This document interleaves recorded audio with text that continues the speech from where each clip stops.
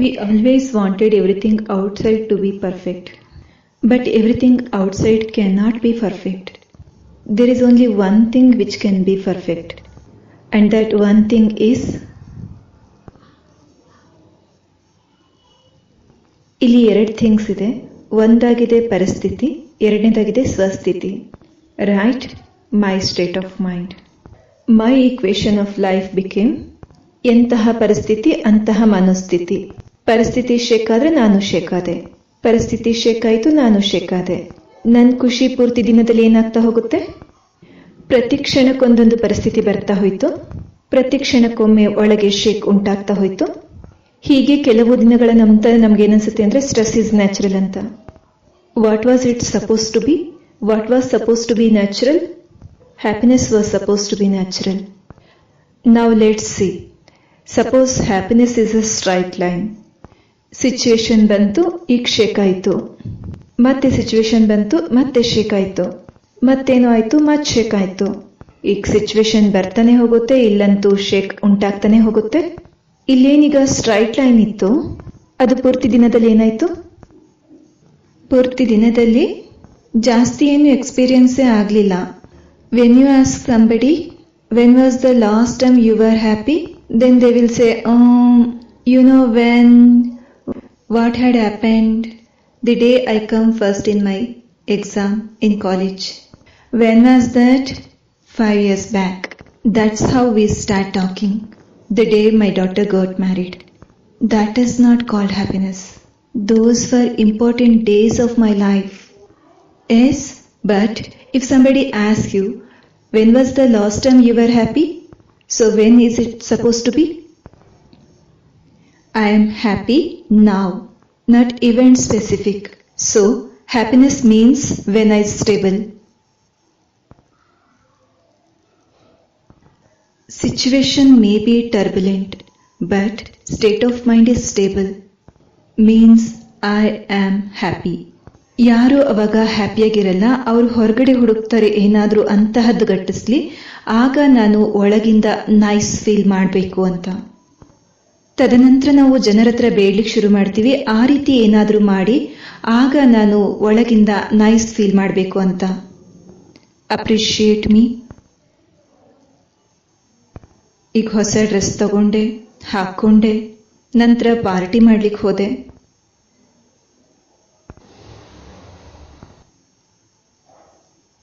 ನಂತರ ವರ್ಕ್ ಮಾಡ್ತಾ ಇದ್ದೀನಿ, ಯಾರು ನೋಡ್ತಾನೂ ಇಲ್ಲ, ಯಾರು ಏನು ಹೇಳ್ತಾನೂ ಇಲ್ಲ.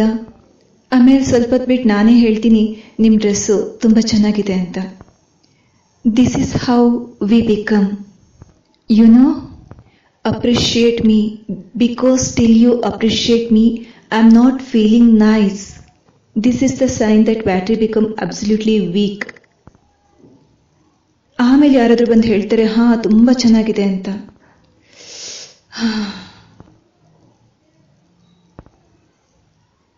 ಆಮೇಲೆ ಬೇರೆಯವರು ಹೇಳಿದ್ರು, ತುಂಬ ಚೆನ್ನಾಗಿದೆ ಕಲರು, ವೆರಿ ನೈಸ್ ಅಂತ. ಆಮೇಲೆ ನಾನು ಬಂದು ಹೇಳ್ತೀನಿ, ನೀವು ಏನು ಹಾಕ್ಕೊಂಡಿದ್ದೀರಾ, ಇದೊಂದು ಸ್ವಲ್ಪನೂ ನಿಮ್ಗೆ ಚೆನ್ನಾಗಿ ಕಾಣಿಸ್ತಾನೆ ಇಲ್ಲ ಅಂತ. ಈಗ ಗ್ರಾಫ್ ಎಲ್ಲಿಗೆ ಹೊರಟೋಯ್ತು? Can you see how our state of mind get affected by situation and people? Can you see? If that is my way of living, then I cannot be happy always. ಕಲಿಯುಗದಲ್ಲಂತೂ possible ಇಲ್ಲ, ಸತ್ಯುಗದಲ್ಲಿ possible ಇರುತ್ತೆ. ಸತ್ಯುಗದಲ್ಲಿ my mind is depend on situation ಅಂತ ಹೇಳಿದ್ದೇನೆ ಅಂದ್ರೆ okay, ಯಾಕೆಂದ್ರೆ ಅದೆಲ್ಲ ಪರ್ಫೆಕ್ಟ್ ಸಿಚುವೇಶನ್ಸ್ ಇರುತ್ತೆ. So perfect situation, my mind is dependent on that, no problem. Kaliyug means situation will be unpredictable. If I make my state of mind dependent on unpredictable situation, then my state of mind also throughout the day will be unpredictable. ಆಮೇಲೆ ನನ್ಗೆ ಇದು ಗೊತ್ತಾಗಲ್ಲ, ಯಾಕೆ ನನ್ನ emotions ಹೀಗಿರುತ್ತೆ, ಯಾಕೆ ನಾನು ಹೀಗೆಲ್ಲ behave ಮಾಡ್ತಿದ್ದೀನಿ ಅಂತ ಹೇಳ್ಬಿಟ್ಟು. ಇದೆಲ್ಲವೂ ಸಹ ಸಿಚುವೇಶನ್ ಮೇಲೆ ಡಿಪೆಂಡ್ ಆಗಿಬಿಡುತ್ತೆ. ಇವತ್ತು ನಮ್ಗೆ ನಾವು ಒಂದು ಗಿಫ್ಟ್ ಕೊಟ್ಕೊಳ್ಳೋಣ, ದೀಪಾವಳಿ ಬರೋದಕ್ಕಿಂತ ಮುಂಚೆ. Separate these two things, situation and my state of mind ನ ನಡುವೆ ಅಬ್ಸಲ್ಯೂಟ್ಲಿ ನೋ ಕನೆಕ್ಷನ್ಸ್. ಒಂದು ವೇಳೆ ಕನೆಕ್ಷನ್ ಇಟ್ಕೋಬೇಕು ಅಂತಂದ್ರೂ ಸಹ ಕನೆಕ್ಷನ್ ಏನಾಗಿರುತ್ತೆ ಗೊತ್ತಾ? My state of mind influences the situations. Of course, my state of mind influences the situations. Which means, ಒಂದು ವೇಳೆ ಟರ್ಬುಲೆನ್ಸ್ ಇದೆ ಅಂದರೂ ನನ್ನ ಸ್ಟೆಬಿಲಿಟಿ ಆ ಸಿಚುವೇಶನ್ ಅನ್ನು ಸಹ ಏನ್ ಮಾಡುತ್ತೆ, ಸರಿ ಮಾಡಿಬಿಡುತ್ತೆ. ಈಗ ಹೇಳಿ, ರೆಡಿನಾ ತಮಗ್ ತಾವು ಗಿಫ್ಟ್ ಕೊಟ್ಕೊಳ್ಳೋಕ್ಕೆ? ಈಗ ಈ ಈಕ್ವೇಶನ್ ಯಾರು ರೆಡಿ ಮಾಡ್ಕೊಳ್ತಾರೆ, ಅವ್ರು ಫುಲ್ ಡೇ ಹೇಗಿರ್ತಾರೆ? ಅವ್ರು ಪೂರ್ತಿ ದಿನ ಹ್ಯಾಪಿಯಾಗಿರ್ತಾರೆ. ಅವರಿಗೆ ಸಿಚುವೇಶನ್ ಬೇಕಿಲ್ಲ ಖುಷಿಯಾಗಿರ್ಲಿಕ್ಕೆ, ಜನರ ವ್ಯವಹಾರ ಬೇಕಿಲ್ಲ ಅವರಿಗೆ ಖುಷಿಯಾಗಿರ್ಲಿಕ್ಕೋಸ್ಕರ. ಯಾಕೆ ಅಂತಂದ್ರೆ ಅವರ ಸ್ಟೇಟ್ ಆಫ್ ಮೈಂಡ್ ಸಿಚುವೇಶನ್ಸ್ನ ಮೇಲೆ ಡಿಪೆಂಡೆಂಟ್ ಆಗಿಲ್ಲ. ಆಕ್ಚುಲಿ ಟ್ರುತ್ ಏನಂತಂದ್ರೆ, ಯಾರ್ದು ಸ್ಟೇಟ್ ಆಫ್ ಮೈಂಡ್ ಸಿಚುವೇಶನ್ ಮೇಲೆ ಡಿಪೆಂಡೆಂಟ್ ಆಗಿಲ್ಲ. When my mind is not dependent on the situation, then I am standing like this. If my mind dependent on situation, then I am standing like this. Kalyug means like this. Satyug means like this. Kalyug means your energy affects me. Satyug means my energy radiates to you. Kalyug means give me. Satyug means I give you. ಈಗ ದೇವಿ ದೇವತಾ, ದೇವಿ ದೇವತಾ ಅಂದ್ರೆ ಅರ್ಥ, ದೇವಿ ದೇವತಾ ಅಂದ್ರೆ ಅರ್ಥ ಕೊಡುವಂತಹವರು. ಈಗ ಪೂರ್ತಿ ಪ್ರಕೃತಿಯಲ್ಲಿ ನೋಡ್ಕೊಳ್ಳಿ, ಯಾವುದೆಲ್ಲ ನಮಗೆ ಕೊಡುವಂತಹ ವಸ್ತು ಇದೆ ಅವುಗಳ ಪೂಜೆನ ನಾವು ಮಾಡ್ತೀವಲ್ಲ, ಪೂಜೆ ಮಾಡ್ತೀವಲ್ಲ, ಸೂರ್ಯನ ಪೂಜೆ ನಾವು ಮಾಡ್ತೀವಲ್ಲ, ಜಲದ ಪೂಜೆಯನ್ನು ನಾವು ಮಾಡ್ತೀವಲ್ಲ, ತುಳಸಿ ಪೂಜೆ ಮಾಡ್ತೀವಲ್ಲ, ನಾವು ಗೋ ಪೂಜೆ ಮಾಡ್ತೀವಲ್ಲ. ನಾವು ಯಾಕೆ ಪೂಜೆ ಮಾಡ್ತೀವಿ ಹೇಳಿ? ಏನ್ ಮಾಡ್ತವೆ ಅವು ನಮ್ಗೆ? ಅವು ಕೊಡ್ತವೆ. ಕೊಡುವಂತಹವರು ಪೂಜೆಗೆ ಯೋಗ್ಯರಾಗಿರ್ತಾರೆ. ಈಗ ನಾವ್ಯಾರು? ಕೊಡುವಂತಹವರಾಗಿದ್ದೇವೆ. ಈಗ ನಾವೇನ್ ತಗೊಳ್ಳುವಂತವರಲ್ಲ ಅಲ್ವಾ, ನಾವು ಕೊಡುವಂತಹವರಾಗಿದ್ದೇವೆ. ಯಾವಾಗ ನಾವು ಕೊಡ್ತೇವೆ, it's flow from us outside. When it flow from me outside, I will experience it. Energy I create and radiate, and when I create and radiate, who is the first person who experience it? It's me. ನೀವ್ ಯಾರಿಗಾದ್ರೂ ಕೋಪ ಮಾಡ್ತೀರಾ ಅಂದ್ರೆ, who is the first person who experiences it? Visualize it. ಇಲ್ಲಿ ಯಾರೋ ನಿಂತಿದ್ದಾರೆ, ಇಲ್ಲಿ ನಾನು ಬಂದು I create anger to give to this person. ಈಗ ನಾನು ಕ್ರಿಯೇಟ್ ಮಾಡಿದ್ದೀನಿ, ರೇಡಿಯೇಟ್ ಮಾಡಿದ್ದೀನಿ ಇವರಿಗಾಗಿ. ಈಗ ಎಲ್ಲರಿಗಿಂತ ಮುಂಚೆ ಅದು ಯಾರಿಗೆ ಸಿಕ್ತು? ಇವ್ರಿಗೆ ಸಿಕ್ತಾ? ಇವ್ರಿಗ ಸಿಕ್ಕಿದ್ದು first?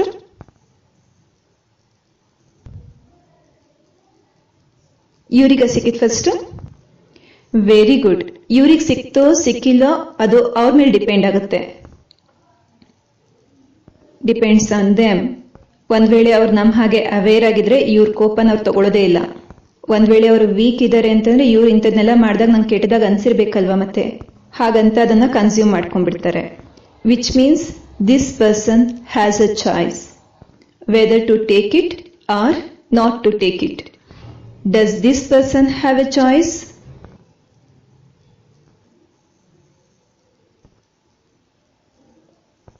This person doesn't have a choice. ಯಾರು ಕ್ರಿಯೇಟ್ ಮಾಡಿದರೆ ಅವ್ರಿಗೆ ಚಾಯ್ಸೇ ಇಲ್ಲ, ಅವ್ರಿಗೆ ಅದು ಸಿಗ್ಲೇಬೇಕು.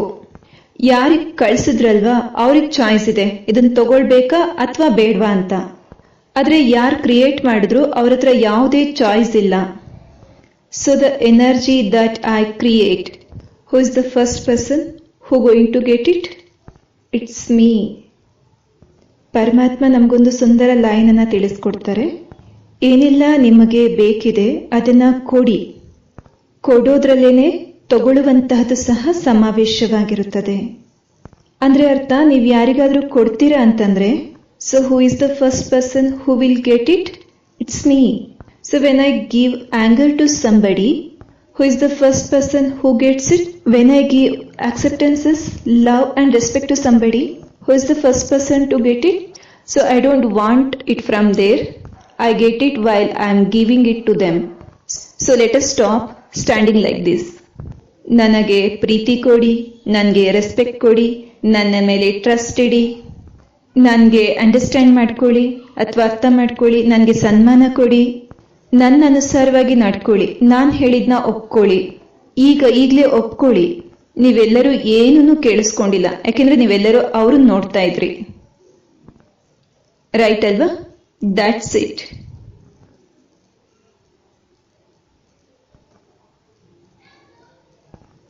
C, this is how much we are allowing situation to control us. This is it. ಈಗ ಮನಸ್ಸು ತಕ್ಷಣ ಎಲ್ಲಾದ್ರೂ ಹೋಯ್ತು ಅಂದ್ರೆ ಆ ಮನಸ್ಸನ್ನ ಏನ್ ಮಾಡಬೇಕು? ಸ್ವಲ್ಪ ದಿನ ಅಷ್ಟೇ ಹಿಡಿಸುತ್ತೆ ಪ್ರಾಕ್ಟೀಸ್ ಮಾಡೋದ್ರಲ್ಲಿ. ಈಗೊಂದು ಮಗು ಇರುತ್ತೆ, ಅದನ್ನ ಬಹಳ ದಿನದಿಂದ ಡಿಸಿಪ್ಲಿನ್ ಅಲ್ಲಿ ಇಟ್ಟಿಲ್ಲ ಅಂತಂದ್ರೆ ಅದೇನ್ ಮಾಡುತ್ತೆ? ಹಾರೋದು, ಏರೋದು, ಇಳಿಯೋದು, ಹಾರೋದು, ಅಲ್ಲೋಡು ಇಲ್ಲೋಡು ಅದ್ ಮಾಡು ಅಂತ. ನಾವೇನ್ ಮಾಡ್ಬೇಕೀಗ? ಕುತ್ಕೋ ಕುತ್ಕೋ ಕುತ್ಕೋ. ಇಲ್ಲಾಂದ್ರೆ ಏನ್ ಮಾಡುತ್ತೆ? ಯಾರೋ ಬಂದ್ರು, ಯಾರೋ ಹೋದ್ರು, ಯಾರೋ ಎದ್ರು, ಆ ಈ ರೀತಿ ಇದ್ರೆ ನಮ್ಮನ್ನ ವೀಕ್ ಮಾಡ್ಬಿಡುತ್ತೆ. ನಾವು ಬಲಹೀನರಾಗ್ಬಿಡ್ತೀವಿ.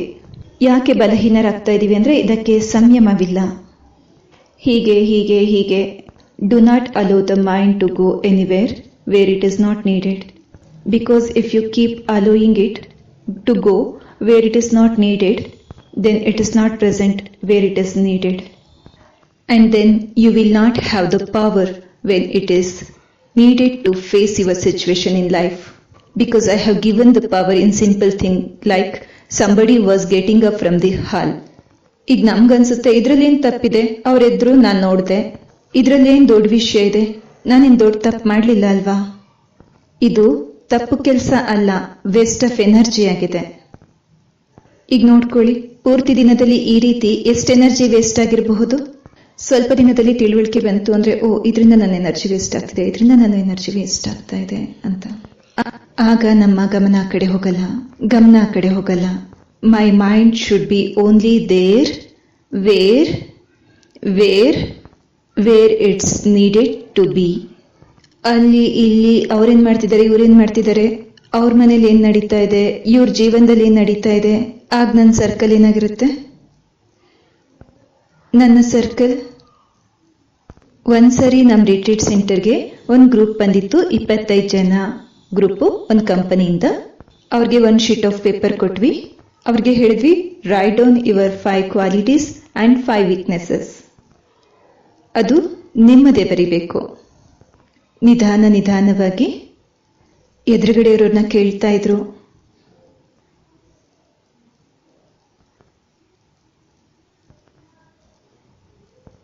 Really I am telling honestly, it has happened.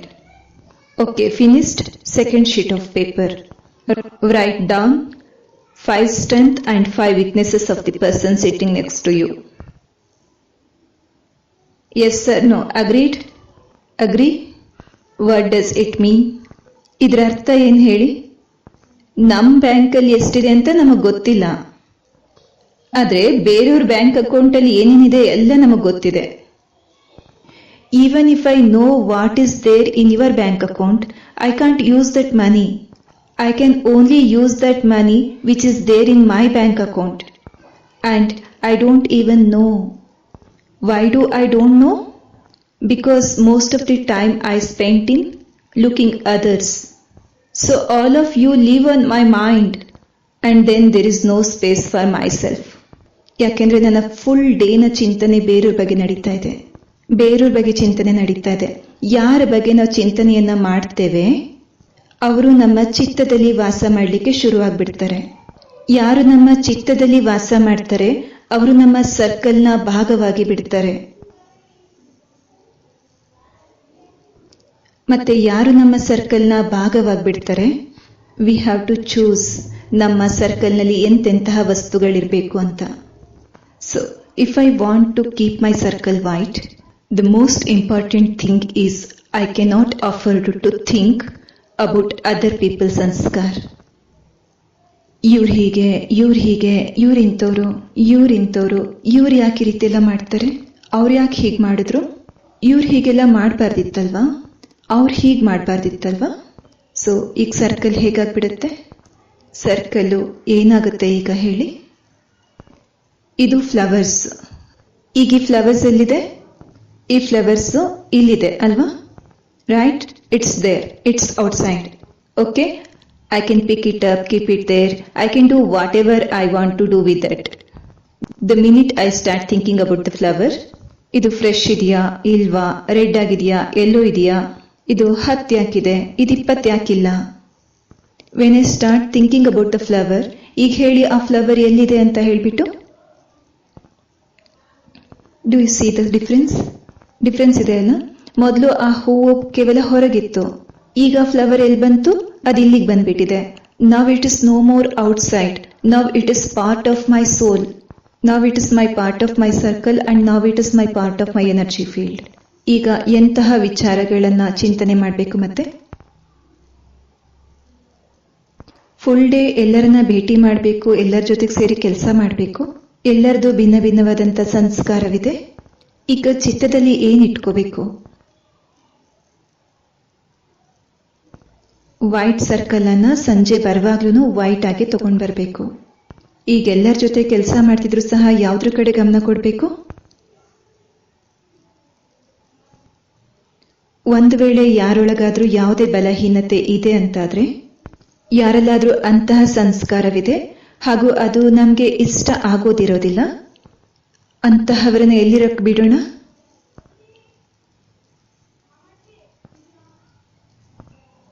ಅವರು ಅಲ್ಲಿ ಇರ್ಲಿ, ಬಿಟ್ಬಿಡಿ.